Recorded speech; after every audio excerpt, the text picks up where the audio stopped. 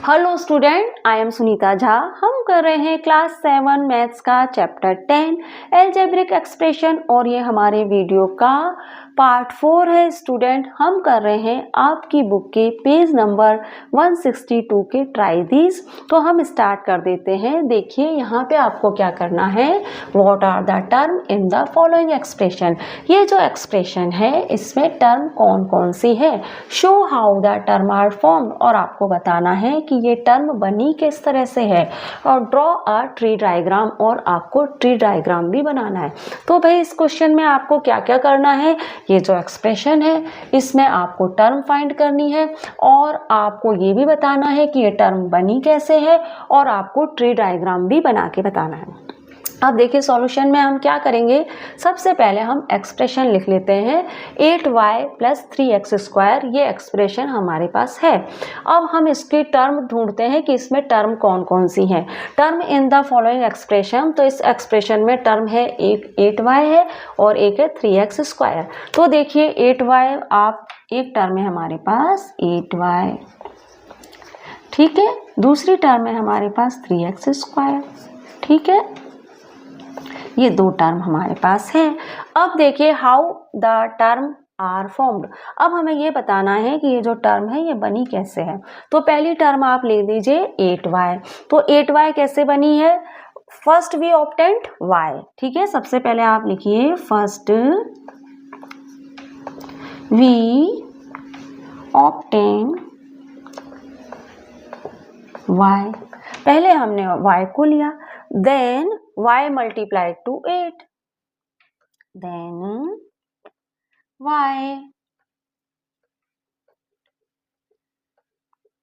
to 8 to get 8y। बस simple, ऐसे ये टर्म हमने बना ली। 3x², ये जो टर्म है ये कैसे बनी है, x multiplied to x to get x²। 3x² है ना, तो x multiplied to x, x², x यहां से लिखिए आप, x मल्टीप्लाई, क्लियर लिख लेते हैं यहाँ से, इसको मिटाई देती हूँ, ठीक है ना। MULTI, x multiply to x to get x², then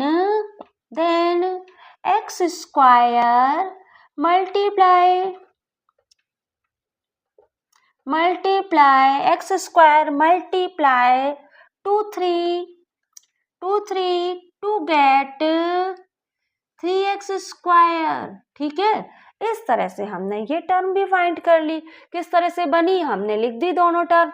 अब ट्री डायग्राम भी देख लीजिए कि ट्री डायग्राम कैसे बनता है। तो सबसे पहला काम तो हमारे पास इस एक्सप्रेशन में दो टर्म है ना, तो हम ये दोनों टर्म लिख लेते हैं। यहाँ पे लिख लीजिए आप 8y और यहाँ आप लिख लीजिए 3x², ठीक है।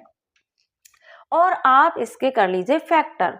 तो 8y के फैक्टर क्या होंगे, 8y के फैक्टर होंगे 8 एंड y, और 3x² के फैक्टर क्या होंगे स्टूडेंट, 3 तो कांस्टेंट है, तो इसको तो आप ऐसे का ऐसे लिख दीजिए, जहाँ पे जैसे यहाँ पे हमने 8 कांस्टेंट था तो इसको ऐसे का ऐसा ही लिख दिया। ऐसे 3 को भी हम ऐसे के ऐसे ही लिख देंगे, और x को कैसे लिखेंगे, x और x, ठीक है। तो इस तरह से हमने 3x² के फैक्टर भी कर लिए। अब इसका सेकंड पार्ट देख लीजिए, 7mn-4, ये एक्सप्रेशन है हमारे पास। अब इस एक्सप्रेशन में टर्म हमको फाइंड करनी है।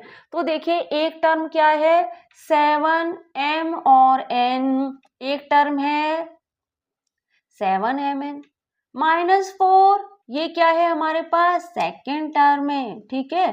तो टर्म तो हमने इसमें फाइंड कर ली। How the term are formed, term बनी कैसे, तो टर्म ऐसे बनी, देखिए 7mn को देख लेते हैं पहले, m multiplied to n to get 7mn, है ना। m multi first m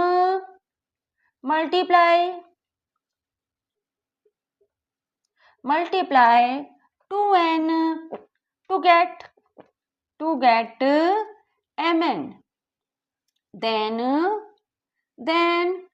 mn then mn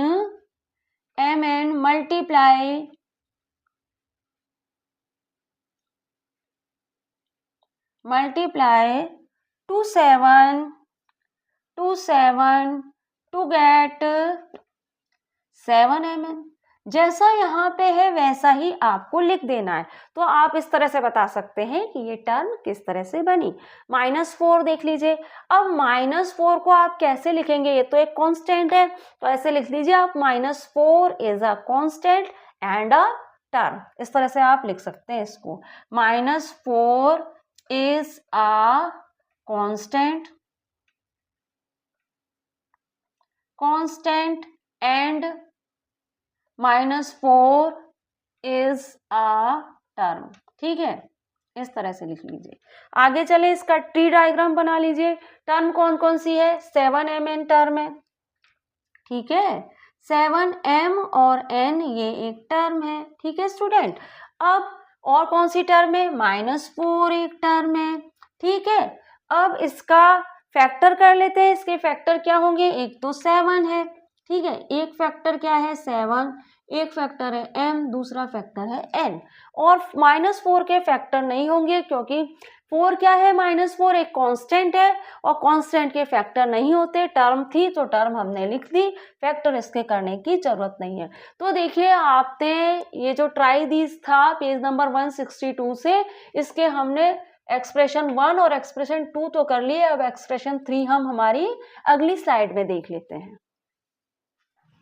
last expression भी देख लेते हैं, 2x² ये हमारी लास्ट एक्सप्रेशन है।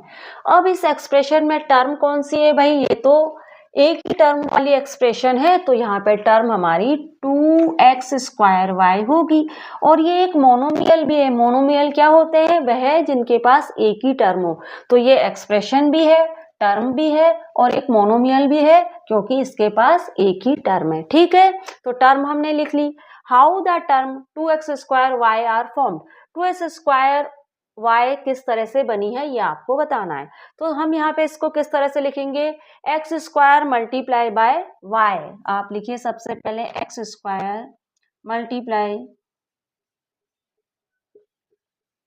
Multiply by y to get x²y। Then फिर क्या किया आपने, then x² y multiply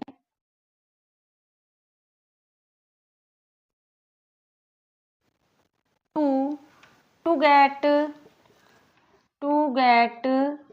2x² समझ गए। x² multiply by y to get x²y। Then x² multiply by 2 to get multiply by 2 to get 2x²। ठीक है, अब आप इसको ट्री डायग्राम भी बना लो। 2x² का ट्री डायग्राम भी बना लेते हैं। टर्म लिख लेते हैं सबसे पहले। तो टर्म क्या है, 2x² ये हमारी टर्म है। अब इसके फैक्टर क्या होंगे, 2 का तो कोई फैक्टर करना नहीं है क्योंकि ये तो कांस्टेंट है। तो कांस्टेंट तो आप ऐसे ही लिख दीजिए। x² को आप लिखिए x और x है ना, x² हो गया 2 टाइम x, और y ऐसे ही लिख दीजिए क्योंकि y पे कोई पावर नहीं है। तो इस तरह से हमने ये जो ट्राई दीज का क्वेश्चन 1 था ये तो हमने कर लिया। अब एक क्वेश्चन और है, उसे भी देख लेते हैं। Right 3 expression is having 4 terms. यहाँ पे कहा जा रहा है कि आप 3 एक्सप्रेशन लिखिए जिसके पास 4 टर्म हो। कोई भी 3 एक्सप्रेशन लिख दो और उसमें 4 टर्म होनी चाहिए। यह भी आपकी बुक के पेज नंबर 162 से ही मैंने लिया है। तो कोई भी 3 एक्सप्रेशन लिख दो 4 टर्म वाली। तो ये देखिए सबसे पहले मैं 3x² लिख देती हूँ, प्लस x कर देती हूँ, माइनस y कर देती हूँ और प्लस 8 कर देती हूँ। हो गई एक्सप्रेशन जिसके पास 4 टर्म है, 1 2 3 4। कुछ भी लिख सकते हैं आप, लेकिन एक बात का ध्यान रखना, वेरिएबल सेम नहीं होनी चाहिए। वेरिएबल सेम होंगे तो क्या होगी, टर्म प्लस या माइनस हो जाएगी और 4 की जगह वो 3 ही रह जाएगी। जैसे मैं आपको समझाती हूँ, y² minus y plus x plus y, ऐसे एक टर्म है। अब आप देखिए y² 3y² लिख दीजिए और यहाँ पे सिर्फ y² लिख दीजिए।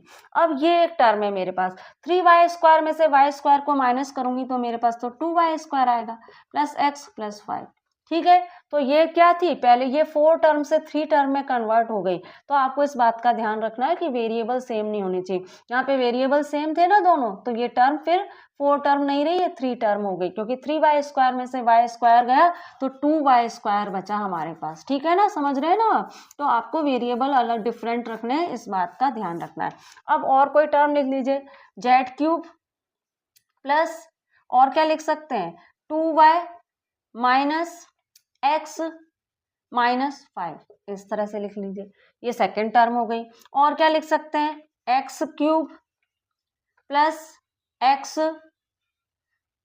प्लस y² माइनस 3, ये थर्ड टर्म हो गई।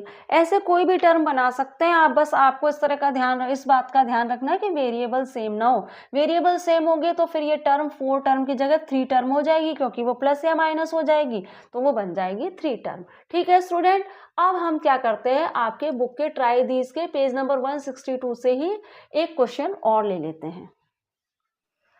पेज नंबर 162 के क्वेश्चन देख लेते हैं, ट्राई दिस से ही है। Identify the coefficient of the term of the following expression. यहाँ पे आपको कहा जा रहा है कि ये जो एक्सप्रेशन दी गई है, इन एक्सप्रेशन के अंदर जो टर्म है उनके कोफिशिएंट निकालिए। तो देखिए, पहली एक्सप्रेशन हम ले लेते हैं 4x माइनस 3y। ये हमारे पास एक्सप्रेशन है, इसके अंदर टर्म है 4x और माइनस 3y। तो इन दोनों टर्म के कोफिशिएंट आपको निकालने हैं। तो देखिए आप कैसे निकालेंगे, 4x का टर्म का कोफिशिएंट कैसे निकालेंगे, coefficient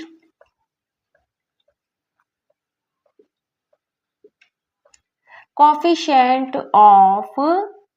x in 4x is 4, है ना। Coefficient of x in 4x is 4। 4x के x का कोफिशिएंट 4x के अंदर 4 है, x का कोफिशिएंट 4x के अंदर 4 है।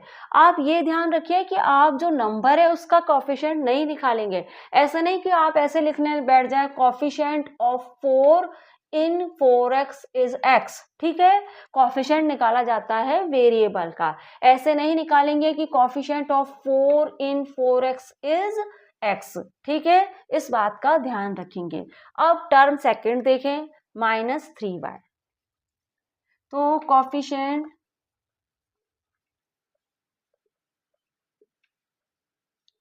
Coefficient of y in minus 3y is क्या होगा, माइनस 3। ठीक है, coefficient of y in minus 3y is 3। ठीक है, यहाँ पे आप नंबर का कोफिशिएंट नहीं निकालेंगे, ऐसे नहीं लिखेंगे, coefficient of 3 in minus 3y is y, इस तरह से आप कोफिशिएंट नहीं निकालेंगे। ठीक है, कोफिशिएंट निकलता है हमेशा वेरिएबल का। सेकंड टर्म देख लेते हैं, a प्लस बी प्लस 5। अब आप टर्म a का कोफिशिएंट निकालिए, कैसे लिखेंगे,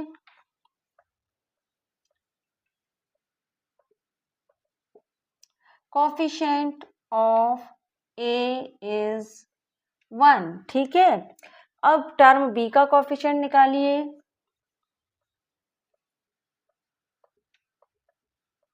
कोफिशिएंट ऑफ b इज 1। ठीक है, इस तरह से। ठीक है स्टूडेंट, अब आप एक्सप्रेशन 2 देख लीजिए, 2y प्लस 5, ये हमारे पास दो एक्सप्रेशन हैं। तो इसमें दो टर्म है, 2y प्लस 5। तो भाई 5 का तो हमें कोफिशिएंट निकालना नहीं है, क्योंकि 5 क्या है, कांस्टेंट है।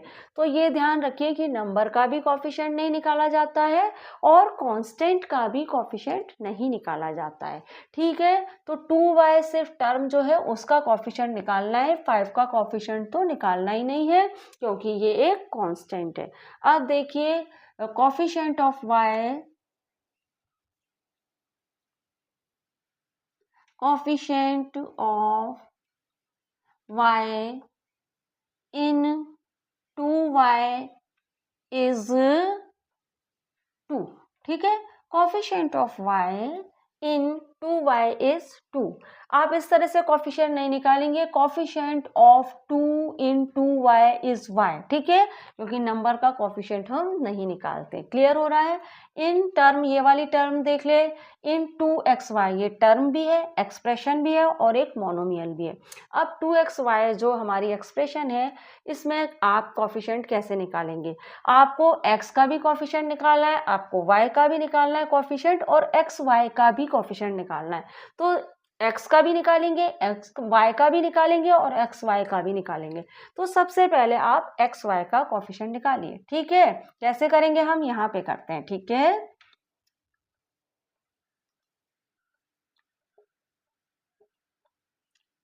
Of xy, coefficient of xy in 2xy is, क्या होगा?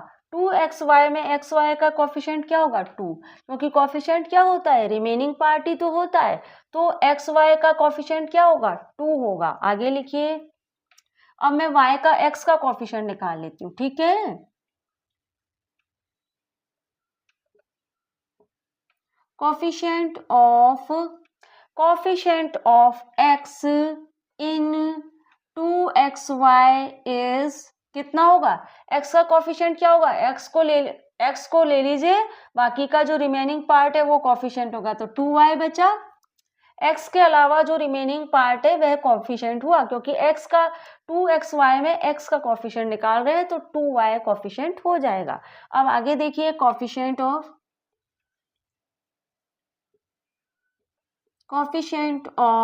y इन 2xy इज, क्या होगा?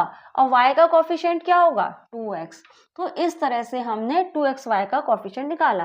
पहले xy का कोफिशिएंट 2 बना, x का कोफिशिएंट 2y बना और y का कोफिशिएंट 2x बना, क्योंकि जिसका कोफिशिएंट हम निकाल रहे हैं उसके अलावा जो पार्ट बच रहा है, जिसका कोफिशिएंट हम निकाल रहे हैं उसके अलावा जो पार्ट बच रहा है वह होता है कोफिशिएंट, ठीक है।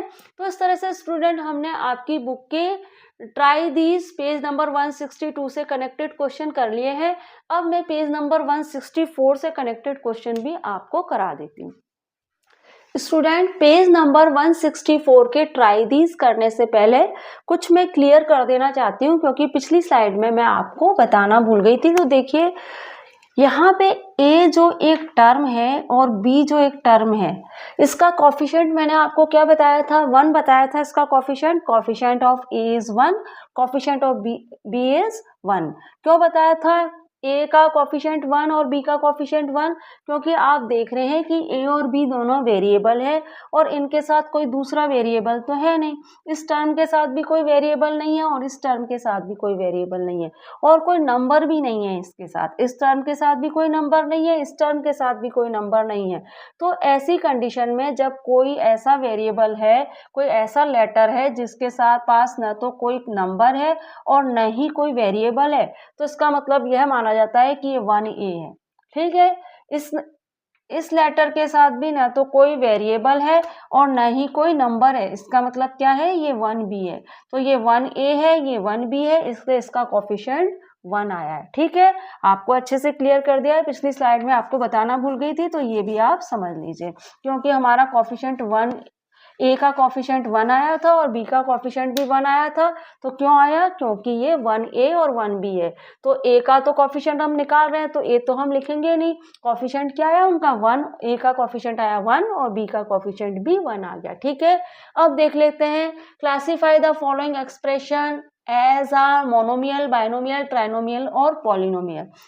यहाँ पे कहा जा रहा है कि ये जो एक्सप्रेशन दी गई हैं इनको क्लासिफाई कर दीजिए मोनोमियल, बाइनोमियल, ट्राइनोमियल और पॉलिनोमियल में। सबसे पहले तो आपको मोनोमियल, बाइनोमियल, ट्राइनोमियल और पॉलिनोमियल पता होना चाहिए। मोनोमियल ऐसी एक्सप्रेशन जिसमें एक ही टर्म, ठीक है। बाइनोमियल ऐसी एक्सप्रेशन जिसमें 2 टर्म, और ट्राइनोमियल ऐसी एक्सप्रेशन जिसमें 3 टर्म, और पॉलिनोमियल ऐसी एक्सप्रेशन जिसमें 3 से ज़्यादा टर्म, ठीक है। तो आपको क्लियर हो गया मोनोमियल, बाइनोमियल, ट्राइनोमियल और और पॉलिनोमियल आपको क्लियर हो गया। अब स्टूडेंट आपको क्या समझना है कि यहाँ पे देखना है कि कौन सी एक्सप्रेशन मोनोमियल है और कौन सी बाइनोमियल और कौन सी ट्राइनोमियल और कौन सी पॉलिनोमियल है। तो देखिए ये जो है हम क्या करते हैं यहीं से आइडेंटिफाई कर लेते हैं। ये ए तो क्या है मोनोमियल है, इस पे एम लगा दीजिए। बी क्या है बाइनोमियल है, इस पे बी लगा दीजिए। क्यों है बाइनोमियल? क्योंकि इसके पास दो टर्म है इसलिए ये बाइनोमियल है। ए मोनोमियल क्यों है? क्योंकि इसके पास एक ही टर्म है। अच्छा ए प्लस बी ट्राइनोमियल है तो यहाँ पे टी लिख दीजिए। ठीक है, A B plus B plus 5 ये क्या है? पॉलिनोमियल है। क्यों है पॉलिनोमियल? क्योंकि इसके पास 3 से ज्यादा टर्म है इसलिए ये पॉलिनोमियल है। एक्स वाई क्या है? मोनोमियल है। और एक्स वाई प्लस 5 क्या है? एक्स वाई प्लस 5 बाइनोमियल है, इसके लिए बी लिख दीजिए। X Y X square minus X plus 2 ये क्या है? ट्राइनोमियल है क्योंकि इसके पास 3 टर्म है। P Q minus 3q plus P plus 5p ये क्या है? ट्राइनोमियल है क्योंकि ये 3 टर्म है। देखिए 1 2 3 तो ये क्या है? ट्राइनोमियल है। 7 क्या है? मोनोमियल है क्योंकि ये एक ही टर्म है। 4m माइनस 7n प्लस 10 ये क्या है? ट्राइनोमियल है क्योंकि यहाँ 3 टर्म है 1 2 3। 4mn प्लस 7 ये क्या है? बाइनोमियल है क्योंकि यहाँ पे 2 टर्म है। तो आप देख रहे हैं कि बहुत इजी है, जहाँ एक टर्म वो मोनोमियल, जहाँ 2 टर्म वो बाइनोमियल, जहाँ 3 टर्म वो ट्राइनोमियल और जहाँ 3 से ज़्यादा टर्म वो है पॉलिनोमियल। ठीक है, बस आपको ये ध्यान रखना है कि टर्म वेरिएबल एक से नहीं होने चाहिए किसी भी टर्म में। अगर वेरिएबल एक से होंगे तो बाइनोमियल मोनोमियल में कन्वर्ट हो जाएगी, ट्राइनोमियल बाइनोमियल में कन्वर्ट हो सकती है। ठीक है, वेरिएबल एक से नहीं हो सकते। मैं ऐसे नहीं कह सकती कि 3x स्क्वायर और x square plus x square ये क्या है? बाइनोमियल है। 3x स्क्वायर और प्लस एक्स स्क्वायर बाइनोमियल है क्योंकि भाई यहाँ पे 2 टर्म है, ये 2 टर्म नहीं है।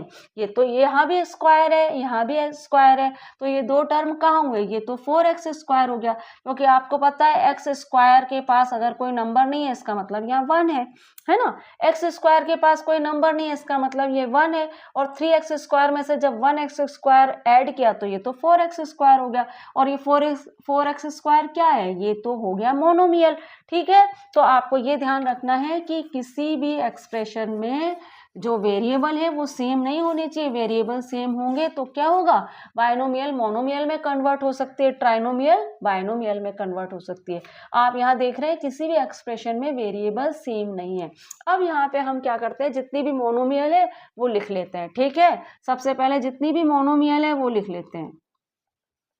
ठीक है, तो मोनोमियल क्या है? एक तो ए ही है तो यहाँ ए लिख दीजिए। ठीक है, एक तो ए है, ए लिख लिया हमने। दूसरी मोनोमियल क्या है? देखिए एम जहाँ है वही मोनोमियल है, एक्स वाई है। एक मोनोमियल है एक्स वाई। ठीक है, दूसरी मोनोमियल कौन सी है भाई? एक है 7। ठीक है, मोनोमियल हमने फाइंड कर ली। ठीक है, बाइनोमियल देख लीजिए। बाइनोमियल क्या है भाई? ए प्लस बी। और कहाँ है बाइनोमियल? X Y plus 5। ठीक है, और कहाँ है बाइनोमियल? 4mn प्लस 7 बाइनोमियल है। क्यों? क्योंकि इनके पास 2 टर्म है, ये बाइनोमियल हो गया। ट्राइनोमियल देख लीजिए। ट्राइनोमियल क्या है भाई? ट्राइनोमियल क्या है? ए प्लस बी ट्राइनोमियल है। ए प्लस बी क्या है? ट्राइनोमियल है क्योंकि इसके पास 3 टर्म है। और देखिए 5x square minus X plus 2 क्या है? ट्राइनोमियल है। और 4pq minus 3q plus 5p क्या है? ट्राइनोमियल है क्योंकि यहाँ पे 3 टर्म है। और कहाँ है ट्राइनोमियल? ये भी ट्राइनोमियल है। देखिए 4m माइनस 7n प्लस 10 ये क्या है? ये भी ट्राइनोमियल है। जिसके पास 3 टर्म वो ट्राइनोमियल सिंपल ही तो है। पॉलिनोमियल देख लीजिए।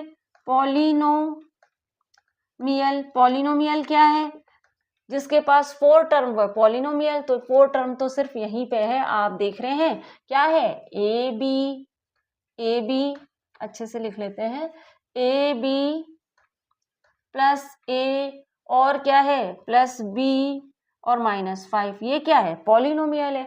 तो सिंपल है स्टूडेंट, सारे कर लिए हमने, पहले ही मार्क कर लिए थे ताकि हमें करने में दिक्कत नहीं आए। अब आपने देखा कि हमने हमारे ट्राई दीज के जितने भी क्वेश्चन थे सारे ही हमने कर लिए हैं स्टूडेंट। अब हम क्या करते हैं, हमारे अगले वीडियो में मिलते हैं, वहां मैं आपको एक्सरसाइज कराऊंगी 10.1। तो मिलते हैं हमारे अगले वीडियो में। Thank you for watching student.